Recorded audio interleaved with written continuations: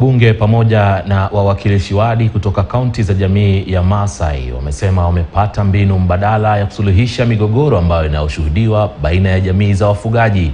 Wakizungumza baada ya mkutano wa amani ambao uliofanyika siku mbili katika eneo la Samburu na Isiolo, magavana Joseph Ole Lenku wa Kajiado, Lati Lelelit wa Samburu pamoja na Patrick Ole Ntutu wa Narok wamesema sasa watatumia mila za jamii kukabiliana na utofauti ambao umesababisha mapigano ya muda mrefu baina ya jamii za wafugaji.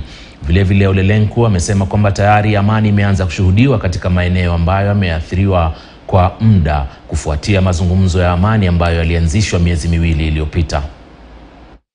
Pongeza sana ndugu zetu wanaoishi sehemu hii ya Laikipia, Isiolo na Samburu, kwa sababu tangu tuanze mazungumzo haya miezi mbili sasa tumeona kwa njia kubwa amani inarejea huko.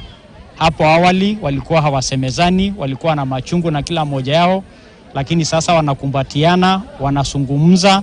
Wasamburu wamekuwa maskini kwa sababu watu wanaitwa kifaru, kwa sababu wale machamba ya hiyo matajiri ndio wanatumiwa, wanaua ng'ombe ya watu. Kenya iko sheria, hii nchi iko na sheria. Hakuna mtu mwenye ako na shamba la Laikipia ambaye ni kotini, yeye ni judge, yeye ni kila kitu. Akipata ng'ombe anasema kila ng'ombe ni 5,000 mpaka aletewe na anadai kufungia ng'ombe ya mtu. Hakuna tena ng'ombe ya Msamburu itafungiwa. Kama ng'ombe imeingia shamba yako, iko kotini Kenya. Twende kotini tukutane. Kuna kilio kikubwa kutoka Samburu kaunti ya kwamba kuna njia zingine hawa wanakatazwa kwenda kupeleka ng'ombe kwa maji na mambo kama hayo. Lakini sasa tumeamua ya kwamba tutaenda kukaa na hawa ili njia zote ambazo ni za kwenda kwa mtoni lazima wafunguliwe.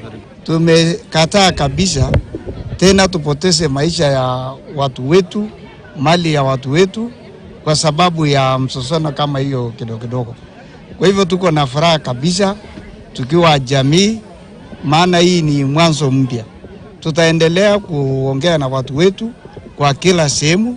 Tuko na mikutano mingi ambayo tumepanga, tukutane na vijana wetu wote. Na wafanyikazi wa umma wamehimiza